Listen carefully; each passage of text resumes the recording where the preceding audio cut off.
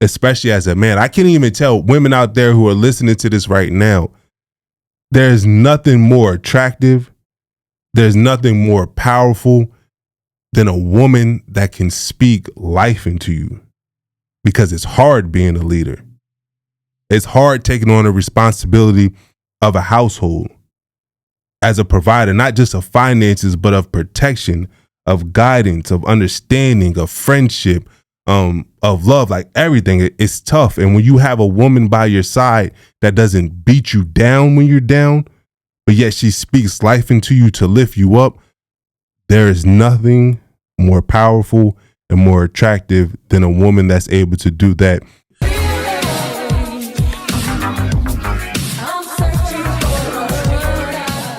What's up, real ones? Welcome back to the Real Relationship Podcast, where we're bringing the real back to relationships. Yes, sir. I'm Asha Steele. I'm Devin Steele. And we're so excited that you guys are tuning in today. Yeah, because tomorrow's a big day for us. What's tomorrow? We're not even going to get into that yet. We're going to wait. But before we start this podcast episode, I wanted to get your opinion on something in real time. What? I'm catching you off guard.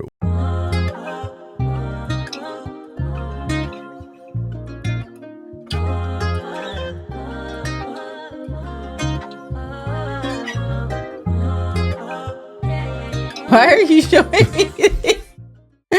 What was that? I want to get your thoughts on that. That was a lot. That was extra. It was dramatic. Is this what the world is coming to? It was very unusual. Like, yo. He had a whole ceremony for himself. A whole ceremony. And Yeah. people actually showed up to the ceremony, which, I'm thinking to myself, all right, that she's already crazy. But the guests who showed up got to be just as crazy or even more crazy to actually give their time. They probably said, "You like to it, that I type love of it. nonsense. You like it, I love it." She done. She had a mirror to kiss herself. People out here, I hope that was a joke. There's no way that people are out here I don't think marrying themselves. You don't think it was a joke? It was too much of a real ceremony. That's true. Because even when we talk to people here in Houston, they talk about how bad the dating scene is. Yeah. So I'm guessing people are resorting to marrying themselves because they just gave up on marrying somebody else. And I think that this is why this podcast is so important, because we need to be able to teach people how to not only get married, but actually stay married, because there's already enough changes going on in the world. We can't allow this to I got happen so as many well. questions for her and her family. Well, maybe she listens to this. So what's one of the top two questions you have for her right now that you would like for her to send us a message at questions@realrelationships.com? What possessed you to do that? That's a great question. I would like to know that as well. And for the guests, what possessed y'all to do it as well? It's another great Because question. why wasn't there just at least one person, I don't know if it was, to say, you know what? We ain't going to do this. Do you think that she got gifts? I don't know. What if she got gifts? What if she got more gifts than we got? Because we ain't really Like, gifts. we could have took that money and, you know what? Let's go take ourselves on a vacation. Bro. Let's take ourselves to the spa. Let's take ourselves to get hair done. Let's take ourselves to get a manicure, pedicure. Let's take ourselves shopping. Anything but let me marry myself. Hey, man. If it makes you happy, it makes you happy. I'm not going to say it makes me happy, but it's wild out here. Let's get into the episode. I just wanted to get your opinion of that, because before we came in here to record, I was watching it with Isha, and I was just like, yo, this is really what goes down out here in this world. I feel like a lot of people do stuff just for social media. Like, oh, this is going to get what it gets, I guess. It's going to go viral. Everyone's going to see it. This is going to be a thing now. Don't make this a thing. Don't go viral off of being crazy. Don't make this a thing, because it's going to be time. Like, I have so many questions, because when you get into it with yourself and you having an argument, do you play both sides? Like, I'm mad at you today. Probably. Why are you mad at me today? Because you did not do this today.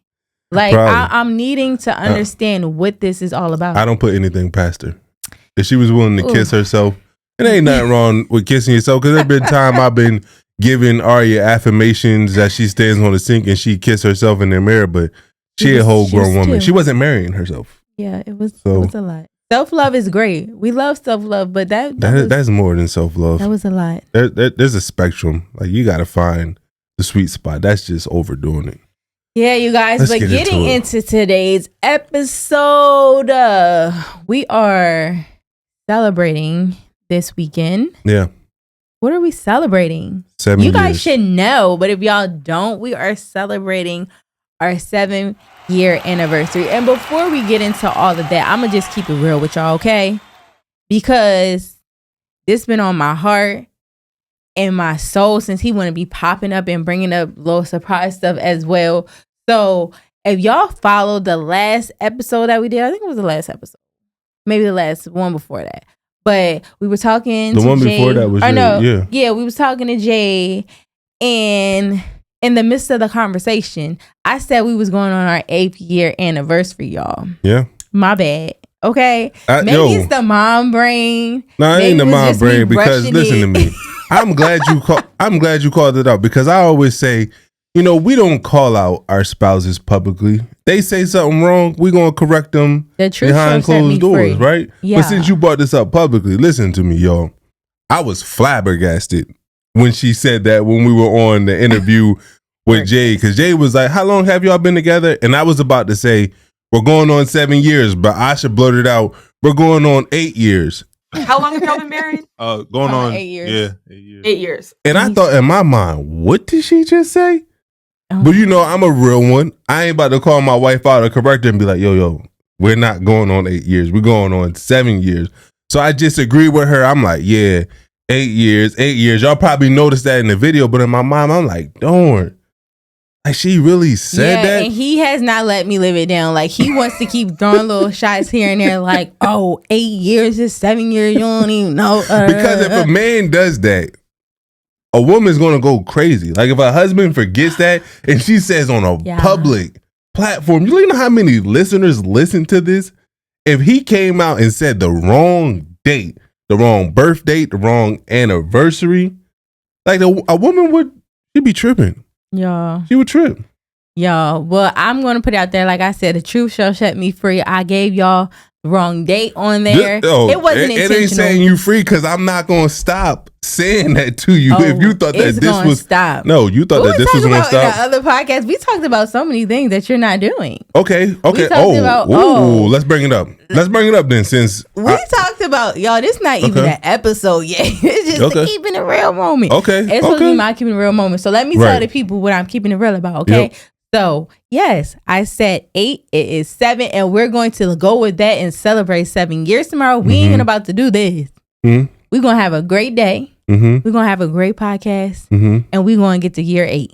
But let me just cover something really quick, because you just said that we talked about in other podcasts. We have when your partner or your spouse continues to bring up something that happens in the past, it means that the problem was not resolved. Okay. So I think you called out yourself more than you called me out. What problem? You telling the world we going on 8 years when we going on 7 years. Like I love this marriage so much. I love you so much that I pay attention to the details, right? And I make sure that people have. It's mom brain, okay? Not everybody out there. They will probably agree that it is mom brain. You're right. You're right. It's probably my mom brain. Yeah. Sometimes you're forgetful.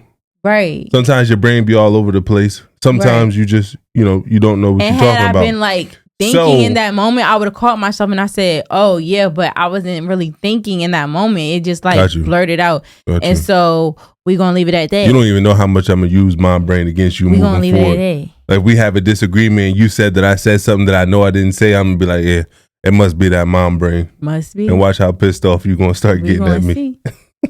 Moving right along. We going on 7 years of marriage, which is honestly, it really is crazy. Like we started calling people in our family because, the way that our situation went with us getting engaged during a very challenging time in our life and really not ever seeing a marriage growing up, I'm pretty sure there were a lot of people who doubted whether we would make it this far. And so, some of them maybe rightfully so because there was a lot of stuff going on. So we started to call people that we knew and started to ask them like, yo, did you think that we was going to make it to 7 years? And some of them was like, yeah, I knew that I was going to make it. Probably lying, but they still said it. Yeah, it was real convincing. But then others was like, man, I didn't think y'all was going to make it 30 days. Wow. I didn't think you was going to make it a year. Wow. But guess what? We did. We here because we overcame those challenges that we faced early on. There's still challenges that we're overcoming right now, but to make it to 7 years is a big milestone for us because, like we said in previous episodes, man, our parents made it like what? I know my parents made it 2-3 years tops. How long your parents made it? To be honest, I honestly don't know how long. I just know that it was not a good marriage, and probably going into it wasn't a good marriage. So, yeah, I think it's a huge milestone just to reach any year past, 1 year, 2 year, just to keep going through it and actually putting in the work to have a healthy marriage and to maintain that and to try to change the dynamic that people may have seen growing up like we did, because you're putting in the work. Yeah. Like, marriage isn't easy. No one said that it was. It's a commitment, and it's supposed to be a lifetime commitment. And so us taking our vows is like we really meant that. Yeah. So overcoming challenges, like going into our marriage with challenges and trying to overcome that, it's not easy, but you have to continue to work through it. And that's why, like we say all the time, that we made this podcast, because we try to be real with y'all. We try to expose the real, be real, and try to change the dynamic of what people look at marriage as. Because a lot of people don't really look at it in a positive light. But I feel like for us, just seeing it in such a negative light prior to, and then being able to overcome some things that we have overcome and to keep moving forward and to be able to reach this milestone like year 7, it's just like the sky's the limit. Yeah. Not even the sky. Out of that. What is it then? Out of this world, out of this universe. Okay. No, but like you said, yes, it's a big milestone for us, but we also know that year number 7 is not always the lucky 7 for marriages, because there is that year 7 itch that we're going to get into in a little bit in this podcast and talk about. But before we do that, we want to give a shout out to those who listened to us on our previous episodes where we asked you to leave reviews for the podcast, just so that we can see how y'all are feeling this podcast, if there's ways that we can grow, if there's more value that we can add to our real one. So I wanted to give a shout out to 2 recent reviews that I wanted to read real quick to let y'all know that we be in these reviews reading what y'all leave. So first one goes out to AMTX717. That username is kind of crazy because in there I see Texas, but I also see 717. So I don't know if you're from Texas or you from Virginia, but shout out to you for your review. You said, if you want to change your generational cycles, Asha and Devin do what they intend to do with this podcast, and they keep it real. They discuss the good, the difficult, and the road to discovering strategies to navigate all of the above. They show up with their individual perspectives and role model their reverence to valuing autonomy, family, and marriage. Shout out to you. The next one goes out to Miss Nora Renee. She says, my podcast faves. Listening to you guys has given me a better depth of understanding relationships and marriage. I've used some advice that you have in other episodes, and it has worked well for my spouse and I. So shout out to you. We're glad that this podcast is making an impact, and we love reading y'all reviews. So continue sending them in. All you have to do is go to wherever you listen to podcasts, scroll all the way down to the bottom, and just click reviews. You can leave a 5-star review, or you can leave a written review. We encourage you to do both because we can't really get great insight from the stars, although we like seeing 4.9 stars out of 5.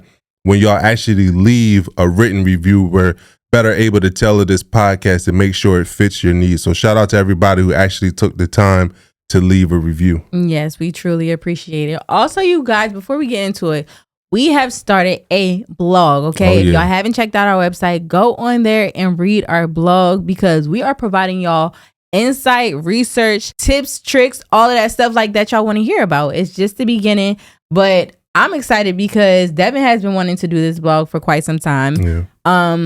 We talked about it, and we've been diving and dabbling. Y'all, some of y'all have recognized it, like the consistency, the trying to find different ways to, reach with y'all, connect with y'all, give y'all more information. So this blog, I think, is really big, and I'm excited for it. Yeah, because not everybody likes to just listen to audio to learn. We have people out there that like to read to learn. They're they're better learners through reading. So we just want to give different modes to consume our content and use the evidence-based research in order to increase your marital satisfaction or relationship satisfaction, because our ultimate goal is to strengthen the family unit and help create long-lasting and healthy relationships. So make sure y'all visit relationshipspodcast.com and check out our latest blog. We're going to put out a blog every Monday on our website. So you can either sign up when you go to our website, put your email in so that it just goes straight to your email whenever we drop,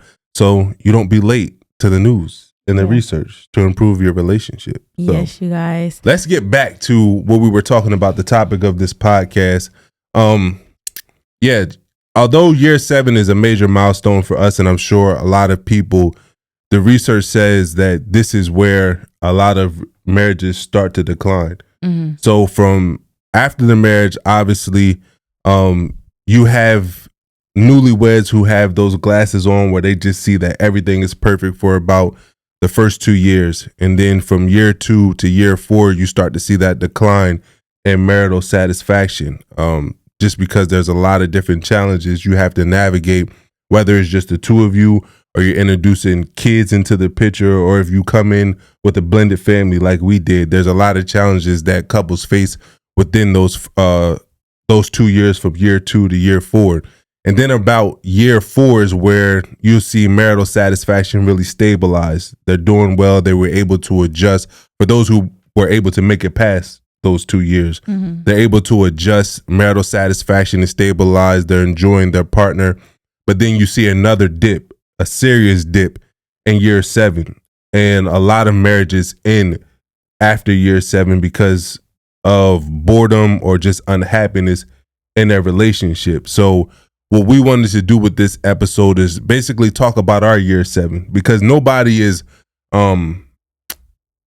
safe from this, right? Like, it doesn't matter how much you think that you love your partner, how much y'all are in it together.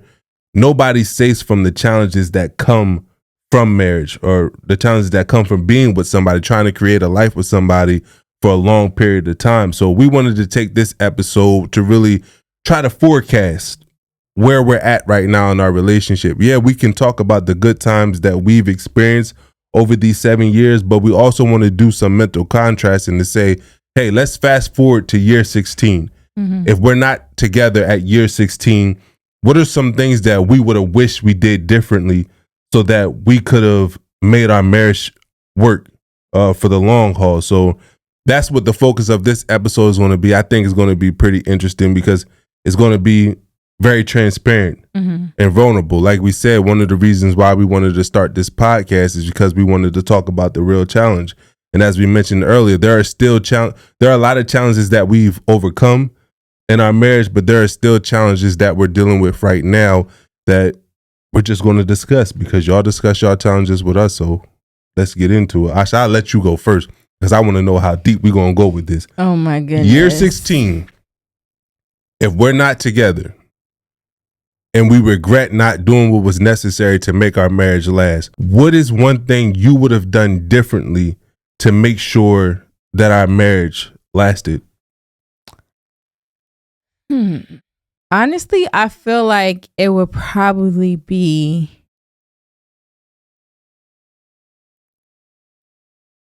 This is the dramatic pregnant pause, y'all. The pregnant pause? I'm not pregnant. No, that's what it's called. It's called a pregnant pause. Oh.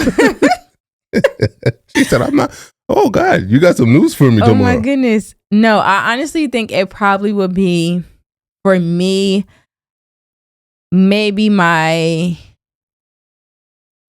patience. Let's talk about it.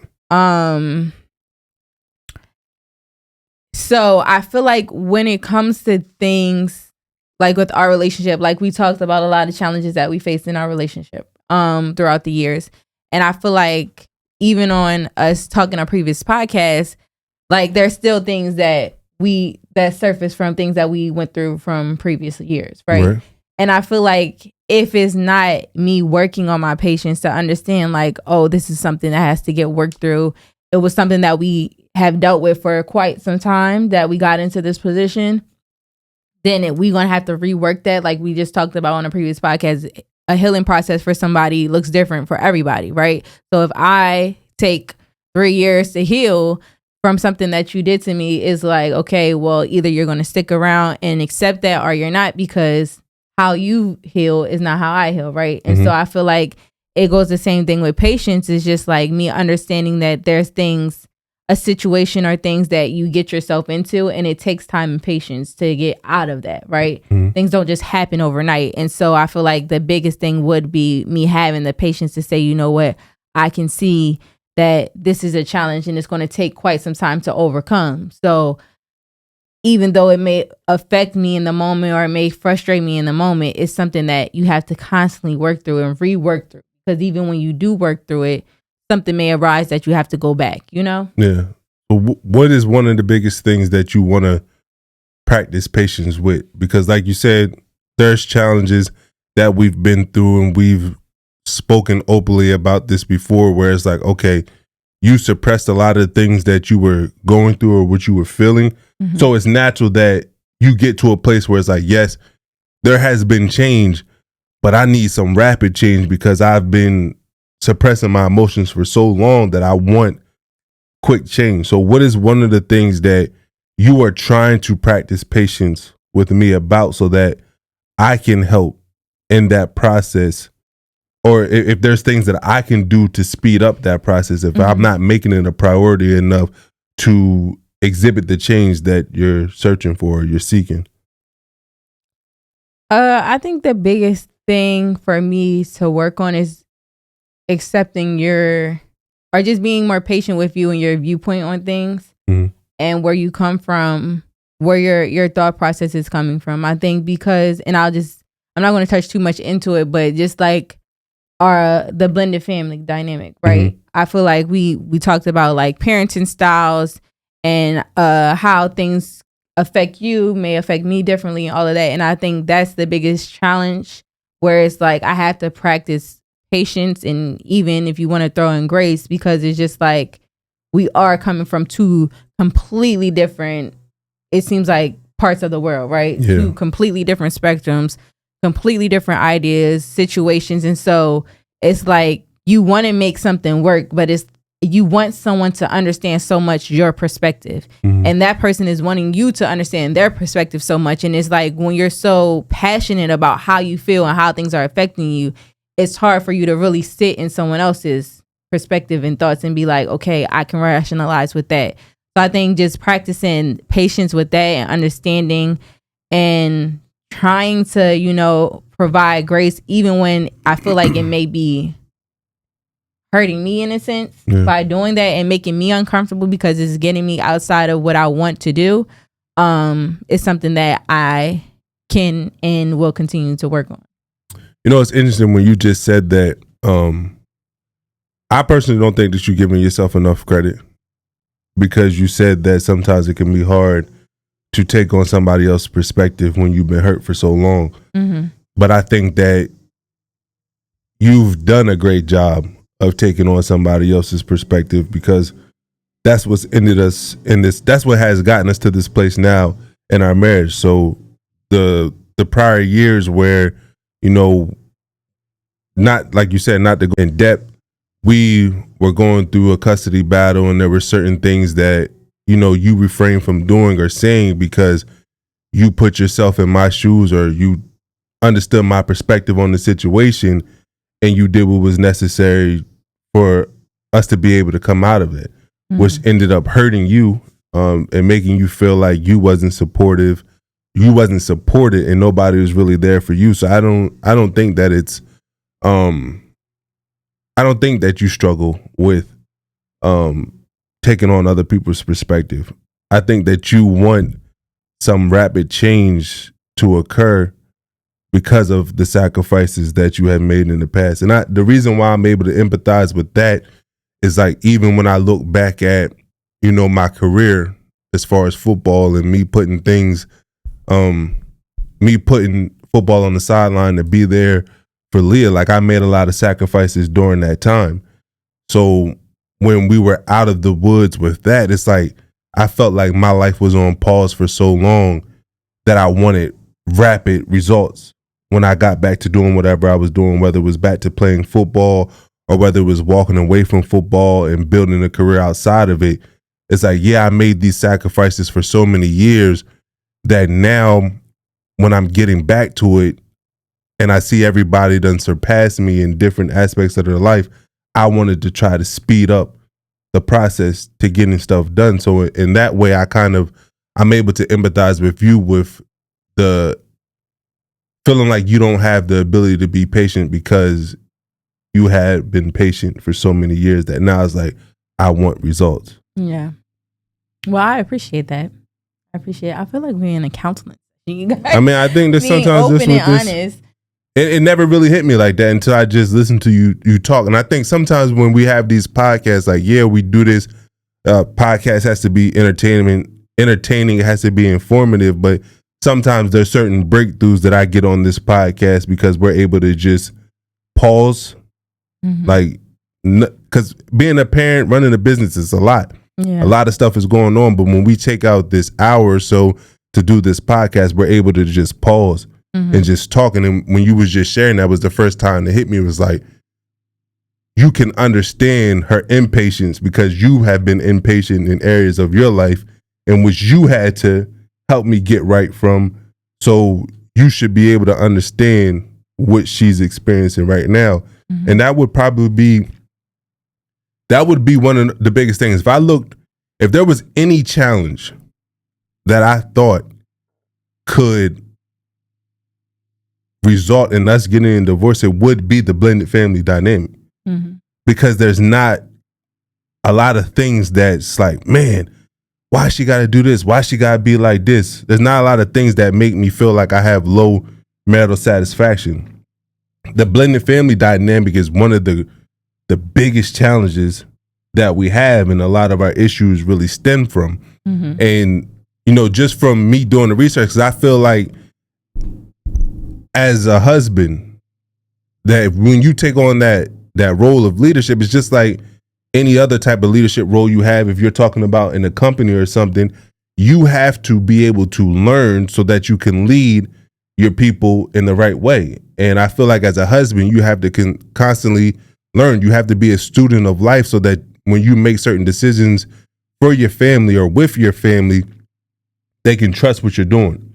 So with blended family or step families being one of our greatest challenges, the more research I'm doing on it, the more urgency I need to have to make sure that I put us in a position to overcome that challenge. Because when you look at the data when it comes to step families or blended families, these families have a 50% chance of divorce, or a greater chance of divorce than families that are not blended. That's a serious problem because divorce rates are already high. And if you're adding a 50% chance increase when you having a blended family, it's like, okay, you can't play around with this thing. Like these are real challenges. These are real dynamics that people are struggling to deal with. So it's like, we're not the only one, but now that I have the information, I'm able to handle this with more care and understanding and wisdom, which I didn't do initially because, number one, I didn't come from a blended family. I know you used to talk about how you came from a blended family and the challenges that you face and how you made so much effort in the beginning to make sure that we didn't face those same challenges because you know how that can hurt the parent-child relationship or the step-parent-child relationship. Mm-hmm. But without me having an understanding of that, I don't feel like I put in the same effort that you did. Mine was like, oh, the relationship started off good. You and Leah was close. She was asking to call you mom. Like, it was just great. I didn't have anything to worry about. We going to get married and it's just going to be, we one big happy family. Mm-hmm. But I didn't know the challenges that we were going to face. And because I didn't know that, it had a huge impact on our marriage. And we're working through that. We're making a lot of strides, but I think there's still a lot of room to grow. And that's something that I wish I would have did earlier. I wish I would have, year 16, if I look back, I wish I would have understood what you were going through earlier on so that I'm not trying to fix the situation. but I'm actually implementing certain interventions to protect it from getting to the place that it's at now or where it was before. Yeah. I think that's it's big, and to talk about it like in this, I guess, this realm of saying like what will happen in the future, right? As opposed to what we're experiencing right now in the present is very like eye-opening, right? Because you're putting yourself outside of your current situation to say, okay, this could be a reality, but I don't want it to be a reality. Yeah. So it's kind of like, I don't know, it's a little gut-wrenching a little bit, because it's just like to think of it like that. And we've had conversations before, plenty of conversations about, you know, wanting to shift the dynamic and change things within our household to create a better family dynamic for us. And I think just having these open discussions like we are right now is really bringing some type of realization to both of us from different perspectives. And I think that's really important for a lot of people to do, because when you sit down and you have more in-depth conversations and you look at it like, okay, outside of what you're just seeing for yourself, and you can really hear your partner, you can say, okay, well, I understand this now, like how you just said, and this is not where I want to be in year 10, year 16, year 20. This is not what I foresee for myself or for our relationship. And so I think that's important of this conversation when you even talked about it. I'm discussing it because I'm like, what? You're 16? What do you mean? Like, what are you talking about? Yeah. But I think it was very eye-opening to have a conversation like this, because you want to be able to hear the harsh reality. Yeah. I think a lot of people are scared of that. Yeah. They want to act like their relationship or their marriage is good. They want to sweep things under the rug and just think that it's going to disappear. But it's not really the case. And if we're not taking out the time, like I said, to do some mental contrast and like, yes, this is our goal. Our goal is to be married for a lifetime. But what are some of the challenges that we're going to face? Right. Okay, we know that year 7, there's a dip in marriage satisfaction. There's a correlation between year 7 and year 16. A lot of people don't make it over year 7. But if you do, you'll see another dip in year 16. And then most people don't make it to year 25. Right. In a marriage. So I think it's important for you and your partner to sit down and be like, all right, how can we separate the emotional charge that we will get in a moment from discussing this topic? So I'm not going to come at you for what you're doing right now, but let's just say we're fast forwarding to year 16. What is something that you wish? Like, notice I didn't say this is what I wish you would have did differently so that me and you were able to work.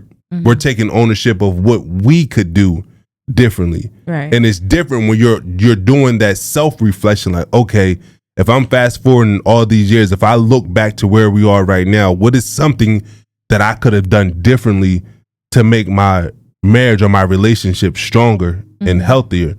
So then now that we have an understanding, so now I understand where you're coming from, you understand where I'm coming from, we can actually take steps to overcome those challenges. So at year 16, we look back and like, man, I'm glad we had that conversation year 7, because look at where we're at right now. Yeah. This is not like a struggle marriage. This is a marriage that we're happy to be in. This is a strong, healthy marriage. And look what we've been able to raise. Yeah. With her. And I think when you have this conversation as well, because it's like, not like we're like forcing you guys that y'all have to do it. You better do it right now. But I think it's really important, like what you just said, that you're giving that person a space for them to answer for how they feel about it and their thoughts and their perspectives on it. Because a lot of times when you do ask the question of what do you think that you could have done differently, and that person responds, you may have something in your mind where you thinking, oh, you should address this, or you should have said this.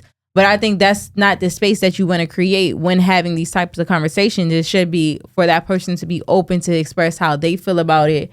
And if it is something else, they'll recognize it, right? So if there is other contributing factors where you feel like, oh, well, they didn't touch on this, they probably should have said that.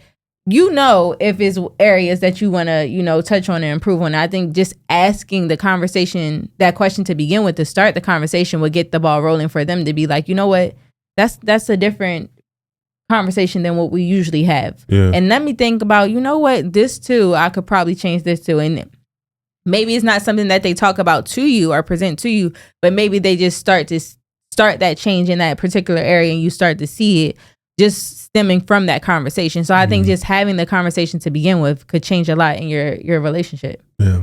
Let's get another one in. Okay. I'll start. That's good. If there's something I wish I would have done differently, if we fast forward to year 16 and we're not together, it would be to do more exciting things just as a couple, as a pair. Because, man, I don't know how a lot of y'all got 5, 6, 7 kids, but bruh, having kids is hard. Yeah. Having 3 kids is hard. Of all different ages, a teenager now, a 3-year-old about to be 4, a 4-month-old. It's crazy. Mm-hmm. And a lot of times when you add kids to the equation, the focus goes from relationship centered to child centered now, where it's like all of our attention is going to the children. Right. And I feel like that's probably an area in which we really struggle with. Like, yeah, I enjoy spending time with all of my family at once. Like, it's dope to create a family. But I do miss me and you being able to just drop everything, get on a plane, and go out the country. Right. And stay out the country as long as we want to because we don't have kids Lord to worry knows. about. But now that, we have 3 kids and they're into stuff, they're in the school, they're into extracurricular activities, we're trying to run a business, it's like we don't get a lot of alone time where we can just travel and explore the world together and create exciting memories, or even just having some type of exciting hobby that we do together. Because when you look at it, that year 7 itch, it says one of the reasons for marital dissatisfaction is just boredom. You're not really doing anything novel or new. But couples who do exciting and new activities together, that excitement that they get from the activity that they're doing, they can attribute to the relationship. So yes, this activity is exciting, but I'm having an exciting time with my partner, so our marriage is exciting. So one of the things that I want us to work on, if we're doing some mental contrasting, is just being able to do more exciting activities one-on-one together. Yeah. That's a good one. I feel like from you saying that, and I was thinking about this, you guys, because we usually talk about, of course, our podcast episodes before we record, right? And so I was thinking about something, but then as you said something completely different crossed my mind. And I feel like the biggest thing that I would have wanted to change. Man, you speaking so far away from your microphone right now. I'm sorry, guys. I feel like the biggest thing that I would have wanted to change is like loving harder, right? And like sometimes, when you see, now that we might be sharing a lot of information, but we keeping it real because this is what we do, right? So sometimes, when you have your baby or your newborn, like you're very like affectionate and kissing on them and doing all this extra stuff, yeah, right? I notice. Yes. And sometimes that would say stuff and he'll say it jokingly, but then it's like, I'm always in my head. So I'm thinking like maybe he is some type of, honesty to him saying this, even though he's saying this, right?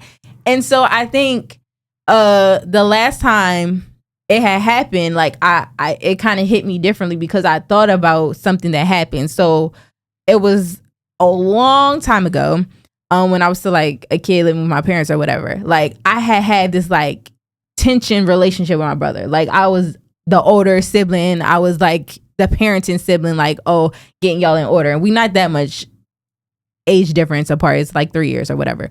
So I remember we were always going at it, always fighting, always bickering. And one night I had a dream about him. Like he either got lost or something happened where he like was like passed or something, right? But it was a joke. And in the dream, I don't know if it was like what it was, but it was to like wake me up to realize like, okay, you doing all of this extraness with him and y'all fighting and all of this, and he could be going in like a moment and not be here.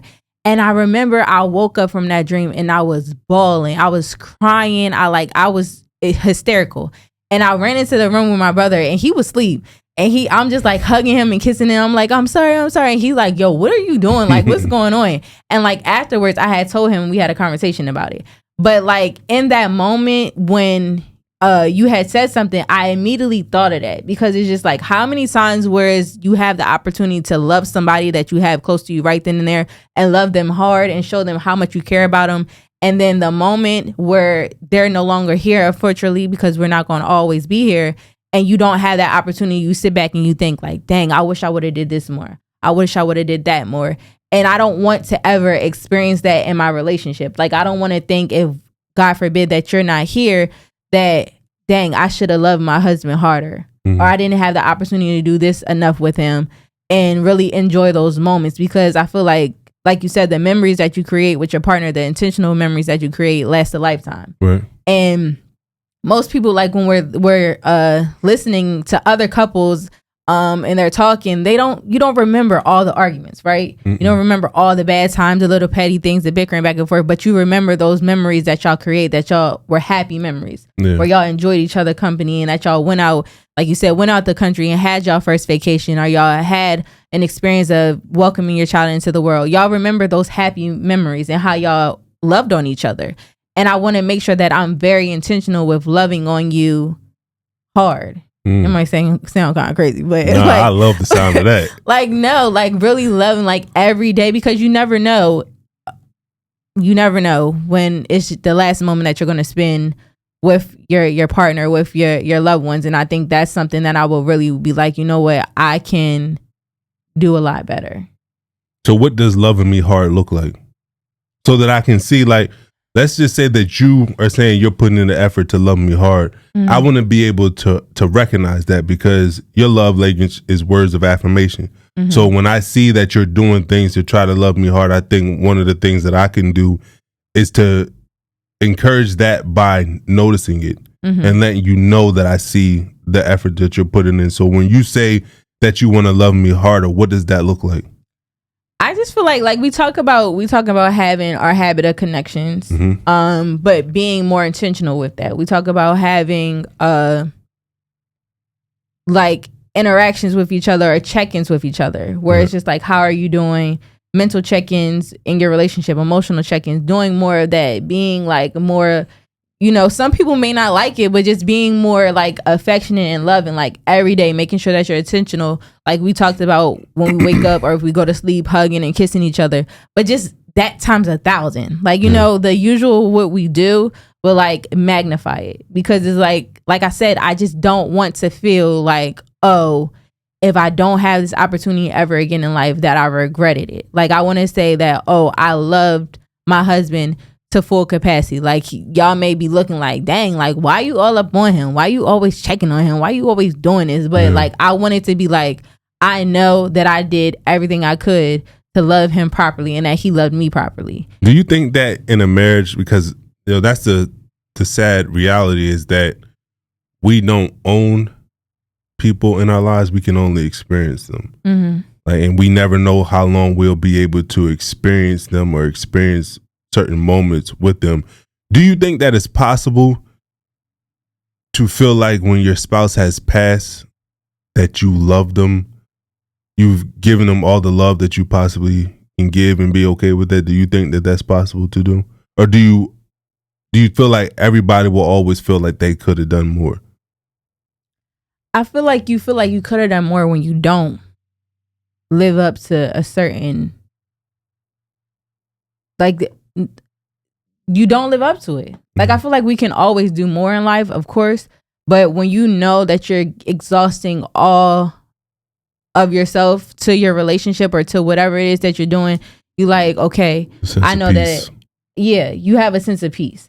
And I can say that, for example, because I only lost one person that was really close to me in life, was my grandma. And I reflected on that, because I knew that in those moments I felt like I could have done more, right? I loved her so much, and I wanted to, help her and take away the pain that she was going through. And it was things that I was doing in the months leading up to her passing that I felt like I was just trying to really like change the dynamic of, or the trajectory of where her life was going, right? But I sat back and I looked and I thought, like, I could have done way more. And I don't want to feel like that. ever again. And it's hard to do because I know, like, in life we have the hustle and bustle of, you know, you're trying to live your life. You're trying to, like you said, work and maintain children and build a family and build a business and still worry about yourself as well, your mental health and things that you're going through personally. But when you have those people around you that you love, you got to love them hard because, like you said, we never know what tomorrow will bring. And I don't want to ever feel that with you. Or I don't want to feel it in general with anyone that I love, but I definitely don't want to feel it with you where it's like, God forbid, anything was to happen. Like, I'm like, I could have done more, you know? As you were saying, it's like words just started to come to me, and it was purposeful love promotes peaceful grief. Like, we're going to grieve at some point. But how you love somebody determines what kind of grief that is. You can have peaceful grief where it's like, man, I lost somebody that I really love, but I know that they know how much I love them. We spent time creating memories together. We did this, that, and the third together. And there's people who go through a grief that's chaotic, where it's like, man, I wish I would have done more with this person. I wonder if they knew how much I love them. Or I just had this crazy argument with them before they left the house. But when you're actually purposefully loving somebody, when you're pouring into them, when you're creating as many positive moments with them as possible, there's a sense of peace that comes over you when you lose somebody, when you have the understanding that nothing in life is permanent. Right? So when you have that understanding that nothing in life is permanent, we're going to lose people that we love at some point. You love with purpose. Then I think that you have a sense of peace when you're going through that grieving process. So that's something I want to do more with you as well, because I think two have to play that game. Whereas, like, I want to show up for you and love you more now, because you already know. I mean, this is probably the first time I said it publicly, but what Leah went through with her battle with cancer, I think about death a lot. Like, I think it's abnormal. I don't think that people think about death the amount that I do, because my experience, like, I just feel like when I should leave the house, that something bad can happen to her, that she can get into an accident. I'm going to get an unexpected phone call that something happened to you. Or when Leah go to school, maybe something's going to happen to her at school. Or if Arya gets sick, like, these thoughts is like crazy. Like, the PTSD that I have from Leah's battle with cancer just has me really thinking about death way more than I actually want to. But like I said, I think one of the things that can help me with that, obviously, is going to therapy and getting help with that, but loving people purposefully to make me know that I gave everything that I have to those relationships. So even if we had more time together, there's not more things I could have done with you because I done did it all. Right. I think that's something that people struggle with, is if we only had more time, we would have been able to do this. I want to be like, even with my own personal life, when I die, I don't want to wish I had more time to fulfill my purpose here on this earth. I want to feel like, man, I completed the mission. I did what I needed to do here on earth, so I'm good with if my time ends. Or if somebody that I love is about to pass away or they pass away, I want to be like, man, yeah, I would have loved more time with them, but I did everything that I possibly could in the time that I did have with them, so I don't feel like I missed out on anything. Yeah. So no, I think that was dope to hear you say that, because it gave me a lot of stuff to reflect on. Before we end the podcast, I want to end it on a positive note. Yes. What is something, if we fast forward to year 16, that you would say to yourself, if we're still together? Because I don't want to talk about us not being together. Year 16, what is something that, and this is a time where I want you to talk about me rather than talk about you.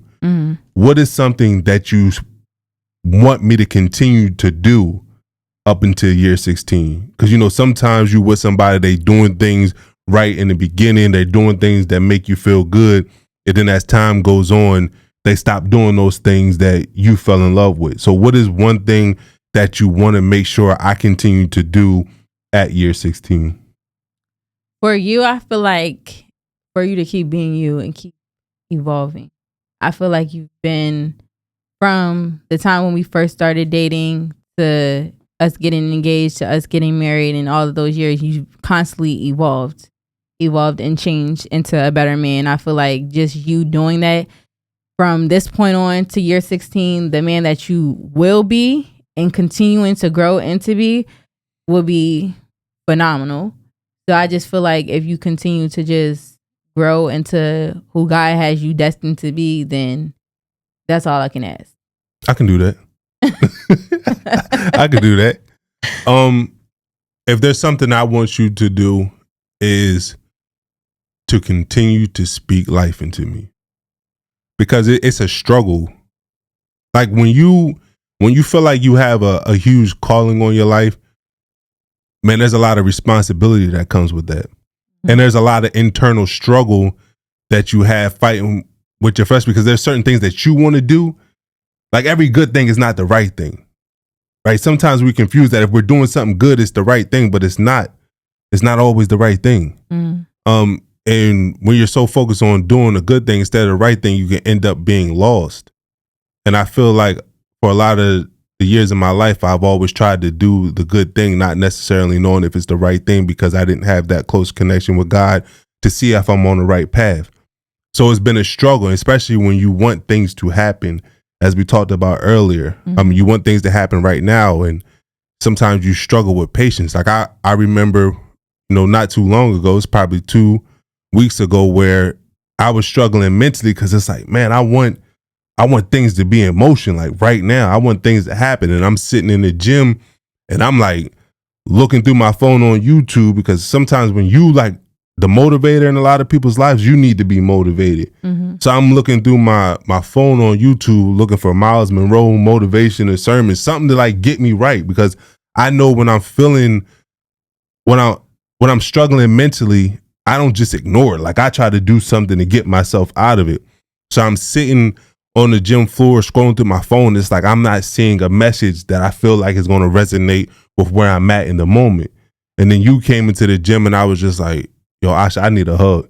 And I just need you to like give me some type of wisdom or some type of advice, like speak life into me right now.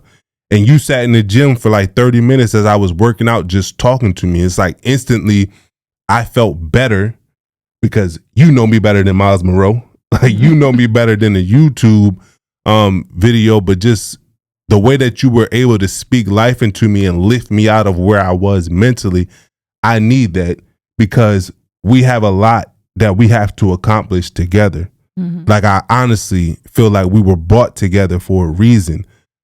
And when you have somebody in your life that can speak life into you, especially as a man, I can't even tell women out there who are listening to this right now, there's nothing more attractive, there's nothing more powerful than a woman that can speak life into you, because it's hard being a leader. It's hard taking on the responsibility of a household as a provider, not just of finances, but of protection, of guidance, of understanding, of friendship, of love, like everything. It's tough. And when you have a woman by your side that doesn't beat you down when you're down, but yet she speaks life into you to lift you up, there is nothing more powerful and more attractive than a woman that's able to do that. And from day one, you have been that to me. Mm.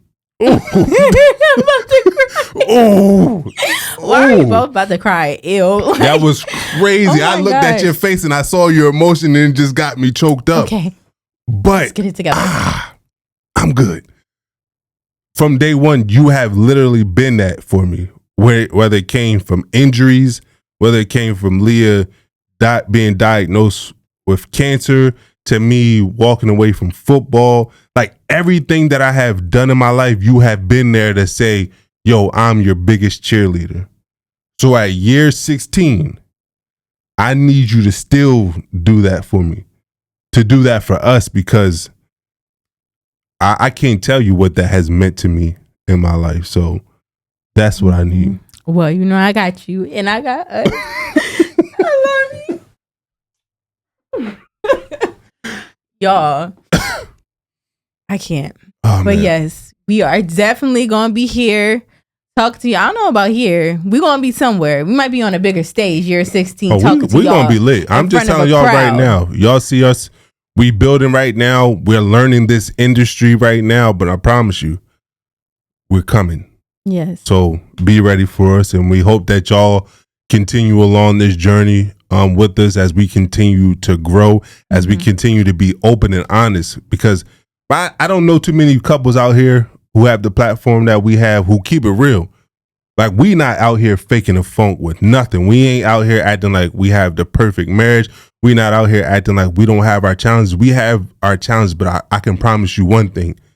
We're committed to overcoming those challenges. If you're going to say anything about us, if you want to say, though, they ain't got it all together, they struggling with a blended family, say what you want. But make sure you say that they are committed to overcoming those challenges, and they don't have to live this fake life. Because how crazy does it have to be to go through your challenges but then get online to act like everything's perfect? We ain't got to do that. We good with our flaws. We good with our challenges, because we don't have to fake the funk to make anybody else happy. Our main goal is to make sure that our family is happy, not everybody else. Sorry, I went on that rant. Nah, but progress is a slow process, right? Hey, drop a bar. But we on there. Okay. But you guys, we hope that you enjoyed this episode. Until next time, keep it real. Yes, sir.